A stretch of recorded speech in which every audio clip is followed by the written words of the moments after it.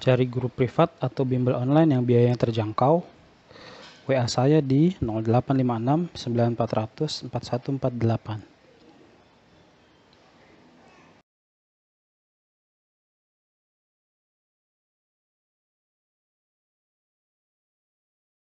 Di masyarakat sering terjadi perbedaan derajat dalam pengaruh atau prestise sosial antar individu. Dalam sosiologi, hal tersebut merupakan konsep A. Stratifikasi sosial, B. Diferensiasi sosial, C. Ketimpangan sosial, D. Ketidaksamaan sosial, atau E. Tindakan sosial. Nah, perhatikan di sini kata derajat dan prestis. Ya, derajat itu kan jelas tingkatan. Ya. Kemudian prestis itu artinya gengsi atau kebanggaan.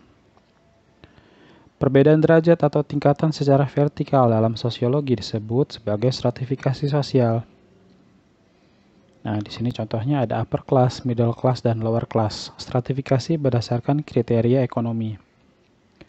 Stratifikasi terjadi karena adanya sesuatu yang dianggap berharga, seperti ilmu atau pendidikan. Jelas seseorang yang lebih berpendidikan itu akan lebih dihargai, atau menempati kedudukan yang lebih tinggi daripada orang yang tidak berilmu. Kemudian harta, kepemilikan harta atau kemampuan ekonomi ini juga menjadi penentu stratifikasi, pangkat dan juga jabatan. Nah, jelas di sini jawabannya adalah yang A, stratifikasi sosial, perbedaan secara vertikal. Pertentangan antara kelas borjuis dan proletar menurut Karl Marx dapat dijelaskan dengan perspektif A, imajinasi sosiologi, B, definisi sosial, C, konflik sosial, D. Interaksi simbolik, atau E. Struktural fungsional. Nah, perhatikan di sini, jelas pertentangan disebutkan ya. Kelas borjuis sebagai pemilik alat produksi berbeda kedudukannya dengan kelas proletar sebagai buruh. Nah, ini contoh ilustrasi konflik ya, yang berupa demonstrasi buruh. Menurut Karl Marx, perbedaan ini dapat memicu konflik sosial secara vertikal. Inilah yang melatar belakangnya mencetuskan pemikiran sosialis komunis yang mengharapkan masyarakat tanpa kelas. Jadi jelas di sini jawabannya C, karena disebutkan pertentangan di kalimat soal konflik sosial. Bukan imajinasi sosiologi, bukan definisi sosial, bukan interaksi simbolik. Interaksi simbolik itu artinya adalah kemampuan menafsirkan simbol atau tanda yang diberikan oleh pihak lain. Kemudian struktural fungsional itu maksudnya adalah hubungan atau kelompok yang dalamnya ada pembagian tugas. Ya, di sini jelas pertentangan berarti konflik sosial. Suku anak dalam di Jambi mengenal Temenggung sebagai jabatan tertinggi. Sistem kebudayaan yang terkait dengan Temenggung adalah A. Organisasi politik, B. Sistem produksi, C. Sistem perkawinan, D. Sistem pengetahuan, atau E. Sistem kepercayaan. Perhatikan di sini disebutkan jabatan. Temenggung merupakan jabatan tertinggi. Jabatan, wewenang, kekuasaan, dan kepemimpinan merupakan hal-hal yang berkaitan dengan politik. Jadi jelas di sini jawabannya yang A, organisasi politik. Bukan sistem produksi, karena kalau sistem produksi kaitannya ke borjuis, proletar, begitu ya, pekerja. Kemudian sistem perkawinan, ini juga jelas bukan. Kalau sistem perkawinan nanti bisa bicara ada endogami, ada eksogami, dan istilah-istilah lainnya. Kemudian sistem pengetahuan juga sama sekali di sini tidak ada kaitannya dengan jabatan. Nah, sistem pengetahuan itu kaitannya dengan ilmu, dengan wawasan. Kemudian sistem kepercayaan itu kaitannya dengan agama, dengan keyakinan. Jelas di sini jawabannya organisasi politik. Ketika berinteraksi dengan orang lain, seseorang sering mengungkapkan ketidakmauan atau ketidaksetujuan dengan hanya menggelengkan kepala. Komunikasi yang terjadi pada interaksi sosial ini dikategorikan sebagai bentuk komunikasi A. Non-direktif. Non-direktif itu artinya tidak langsung. B. Non-verbal. Non-verbal tidak menggunakan kata-kata atau tidak menggunakan kalimat. C. Non-lingual. Non-lingual, saya baru dengar, entah istilah ini atau ada atau tidak. Non-personal. Personal artinya pribadi. Non-relasional. Relasi artinya hubungan. Kira-kira apa jawabannya? Nah, di sini hanya menggelengkan kepala. Komunikasi tanpa menggunakan kata-kata baik lisan maupun tulisan disebut dengan komunikasi nonverbal. Jawabannya yang B. Teori cultural transmission menyatakan bahwa perilaku menyimpang dapat terus bertahan dan berkembang menjadi subkultur menyimpang dalam suatu wilayah yang kumuh, miskin, dan tidak terorganisasi karena A. Kehidupan ekonomi yang sulit, B. Situasi dan lingkungan yang buruk, C. Sosialisasi nilai dan norma yang menyimpang, D. Lemahnya kontrol sosial dari institusi agama, atau E. Kurangnya bantuan dan perhatian pemerintah. Teori cultural transmission atau differential association mengatakan bahwa penyimpangan tidak diturunkan. Maksudnya tidak diturunkan, seorang yang menjadi pelaku penyimpangan itu belum tentu karena ayahnya yang menyimpang begitu ya. Jadi istilahnya anak seorang penjahat itu belum tentu akan menjadi penjahat. Nah, tidak diturunkan. Tetapi semua perilaku itu didapat karena dipelajari. Karena itu perilaku menyimpang merupakan hasil dari proses belajar dari individu. Proses belajar tersebut bisa terjadi karena intensitas kontak dengan orang yang menyimpang atau hubungan dengan orang yang menyimpang. Misalnya seseorang dengan kepribadian yang baik bisa menjadi pemabuk akibat bergaul dengan orang yang suka meminum minuman keras. Ini termasuk sosialisasi nilai dan norma yang menyimpang. Jadi jawabannya yang C. Sosialisasi nilai dan norma yang menyimpang. Nah, yang perlu kita ingat di sini, cultural transmission itu nama lainnya tadi adalah differential association, yang artinya penyimpangan itu tidak diturunkan tapi dipelajari. Istilahnya seseorang itu bisa menjadi bandel karena bergaul dengan anak yang bandel juga. Nah, muncullah di sini juga istilah subkebudayaan menyimpang atau subkultur menyimpang. Jadi seseorang itu bisa jadi pelaku penyimpangan pertama karena sosialisasinya tidak sempurna. Nah, itu contoh yang lain lagi, yaitu faktor yang lain lagi. Sosialisasi yang tidak sempurna itu adalah kegagalan lembaga sosialisasi dalam membentuk kepribadian anak atau peserta didik. Contohnya keluarga yang broken, nah kemudian orang tua yang suka marah-marah gitu ya. Ini akan membentuk karakter anak yang juga akan suka marah-marah, susah diatur, cenderung menjadi anak nakal. Nah, itu penyebab penyimpangan yang namanya sosialisasi yang tidak sempurna. Nah, kalau subkebudayaan menyimpang ini, contoh gampangnya adalah katakanlah ada seorang anak baik-baik di rumahnya, dia diajarkan nilai dan norma sehingga punya kepribadian yang baik. Tapi suatu saat dia bergaul dengan anak pang misalnya, kemudian dia jadi suka mabuk-mabukan, dia suka melakukan penyimpangan-penyimpangan. Nah, ini disebut sebagai subkebudayaan menyimpang. Sistem kasta di Bali tidak memberi peluang bagi seseorang menjalani mobilitas sosial dari lapisan satu ke lapisan lainnya. Bentuk pelapisan sosial seperti ini disebut sistem A. Tradisi, B. Terbuka, C. Prestasi, D. Tertutup, atau E. Campuran.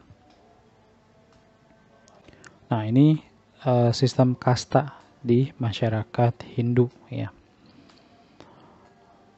Ada dua jenis stratifikasi, yaitu terbuka dan tertutup. Stratifikasi terbuka adalah perbedaan status sosial secara vertikal yang memungkinkan anggota kelompok melakukan perpindahan status atau mobilitas sosial. Sedangkan stratifikasi tertutup tidak memungkinkan anggota kelompok melakukan mobilitas sosial. Contoh dari stratifikasi tertutup adalah sistem kasta di Bali. Jadi di sini jawabannya D, tertutup. Fenomena sosial yang secara langsung mendorong terjadinya mobilitas sosial adalah A. Bakti sosial yang dilakukan siswa SMA, B. Perbedaan jenis kelamin dalam mencapai prestasi, C. Tingginya angka putus sekolah, D. Arus perpindahan petani dari desa ke kawasan industri, atau E. Lurah yang dipilih kembali untuk masa jabatan tertentu. Nah, di sini perhatikan, yang ditanya adalah yang secara langsung mendorong terjadinya mobilitas sosial. Bakti sosial yang dilakukan di SMA, enggak ya. Perbedaan jenis kelamin, ini juga jelas enggak, karena perbedaan jenis kelamin itu kan sesuatu yang berbeda secara horizontal ya. Terus apa jawabannya? Nah, mobilitas sosial adalah perpindahan status lama ke status yang baru yang lebih tinggi ataupun lebih rendah, atau bisa juga setara. Artinya ada mobilitas vertikal naik, ada vertikal turun, ada juga horizontal. Horizontal ini berarti setara.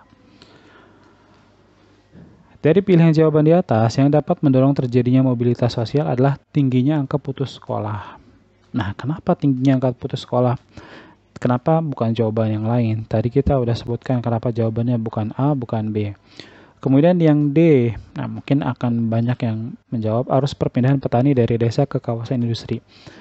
Perhatikan yang ditanya di sini secara langsung. Apakah petani yang pindah dari desa ke kawasan industri itu langsung mengalami mobilitas sosial? Belum tentu. Kalau dikatakan mobilitas secara fisik, ya, mereka melakukan migrasi perpindahan tempat. Tapi apakah pasti langsung terjadi mobilitas sosial? Belum tentu. Kemudian lurah yang dipilih kembali untuk masa jabatan tertentu itu berarti tidak mengalami mobilitas karena dia menjabat lagi, ya kan? Nah, tingginya angka putus sekolah ini berarti bicara mobilitas vertikal yang turun.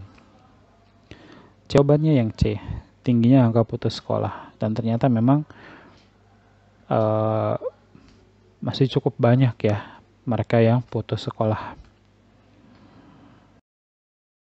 Buruh yang bekerja dalam sebuah perusahaan terpaksa mendapatkan gaji sangat tidak layak karena kondisi kemiskinan.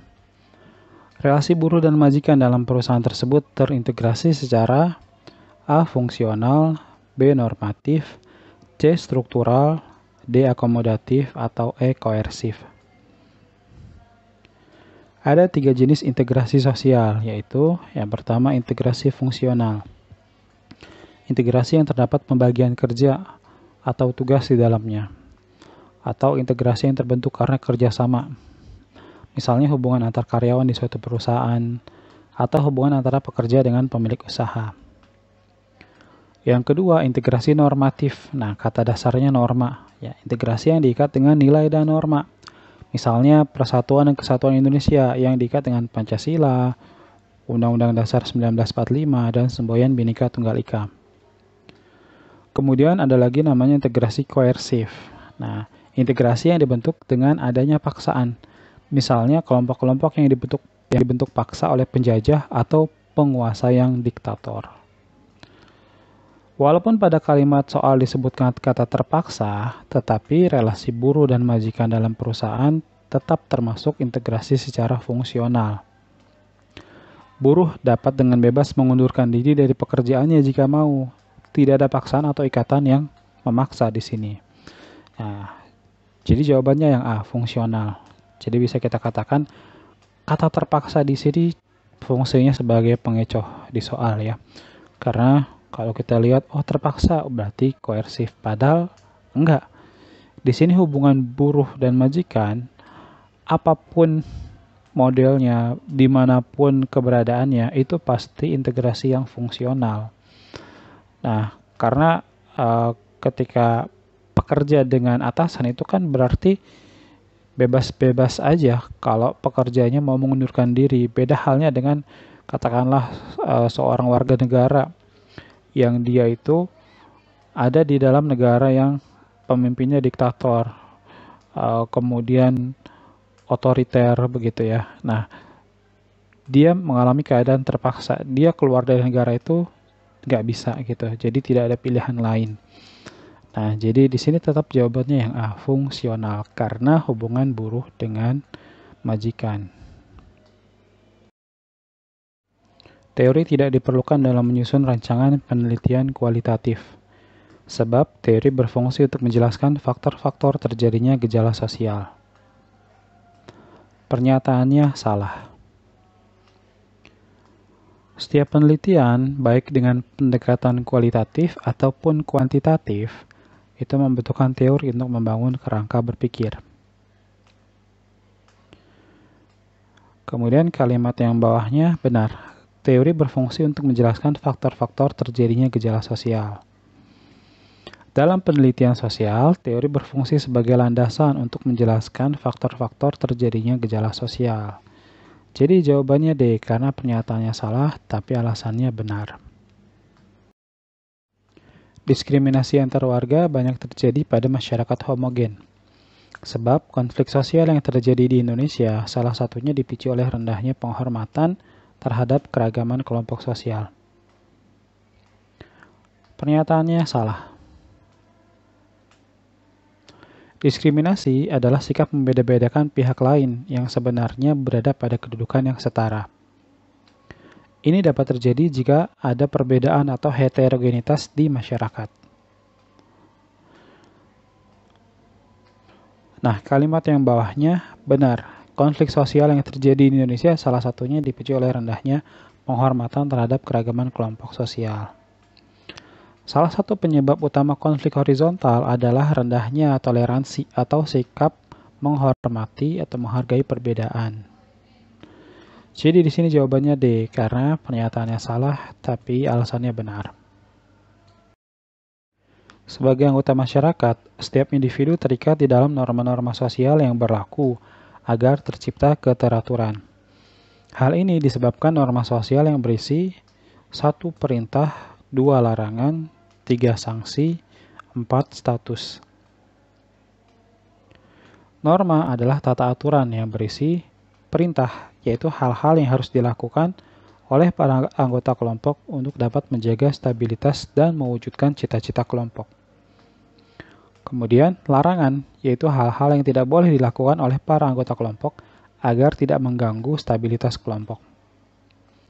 Dan berikutnya ada sanksi, yaitu hukuman bagi setiap pelanggaran yang dilakukan, bertujuan agar pelaku pelanggaran sadar dan tidak mengulangi kesalahannya. Jawabannya 1, 2, 3. Nah, kenapa 4 tidak ikut? Karena status atau kedudukan sosial tidak berkaitan dengan norma ataupun tata aturan. Ya. Jawabannya A, 1, 2, 3. Pola sosialisasi yang menggambarkan adanya kepatuhan yang dipaksakan, hukuman kepada individu yang melanggar norma, dan kekuatan otoritas adalah 1 sekunder, 2 primer, 3 partisipatif, 4 represif. Ada 2 pola sosialisasi, yaitu partisipatif dan represif. Sosialisasi partisipatif adalah pola sosialisasi yang berlangsung 2 arah dan demokratis. Apa yang diinginkan pemimpin dipatuhi oleh para anggotanya, dan apa yang diinginkan oleh para anggotanya didengarkan oleh pemimpinnya. Dan berikutnya, sosialisasi represif adalah pola sosialisasi yang berlangsung 1 arah dan otoriter. Apa yang diinginkan pemimpin dipatuhi oleh para anggota, tetapi tidak berlaku sebaliknya. Aspirasi dan keinginan anggota tidak diperhatikan oleh pemimpinnya. Jadi di sini jawabannya D, represif, hanya nomor 4 yang benar. Menurut Ferdinand Tonis, contoh kelompok patembayan adalah 1 perusahaan dan koperasi, 2 kelompok marga, 3 firma dan PT, 4 arisan dan pengajian. Kelompok patembayan adalah kelompok sosial yang terbentuk karena heterogenitas. Hubungan antar anggotanya tidak akrab dan adanya pembagian tugas yang jelas di dalamnya. Jadi ini kelompok yang terbentuk karena perbedaan-perbedaan, karena heterogenitas. Orang-orangnya cenderung individualis juga, anggotanya tidak akrab, dan ada pembagian tugas. Contohnya perusahaan, koperasi, firma, dan PT. Nah, kelompok marga, arisan, dan pengajian termasuk kelompok paguyuban.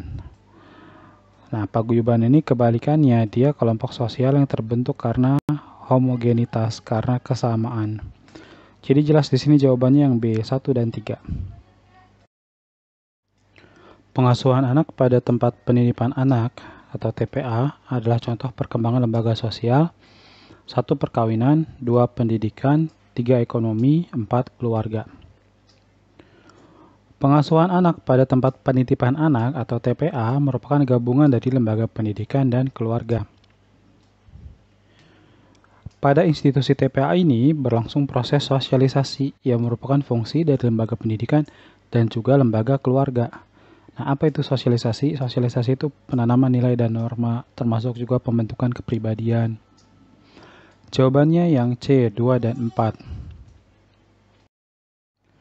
Saat ini orang bisa mengambil uang dan belanja dengan menggunakan debit card atau credit card. Di sisi lain juga menimbulkan pembobolan di ATM baik secara manual maupun dengan kartu. Kondisi ini merupakan dampak modernisasi yang berupa 1. Perkembangan iptek, 2. Kesenjangan sosial dan ekonomi, 3. Meningkatnya kriminalitas, 4. Gaya hidup konsumtif. Perhatikan di sini yang ditanyakan adalah pembobolan ATM. Pembobolan di ATM baik secara manual maupun dengan kartu, serta segala bentuk cybercrime merupakan dampak negatif dari modernisasi yang didorong perkembangan iptek yang disalahgunakan dan meningkatnya kriminalitas. Jadi jawabannya yang B, 1 dan 3. Ya. Kesenjangan sosial dan ekonomi di sini bukan pembahasan ya, karena jelas topiknya adalah pembobolan di ATM. Ada kritik, sanggahan, atau pertanyaan? Silakan sampaikan di kolom komentar. Terima kasih.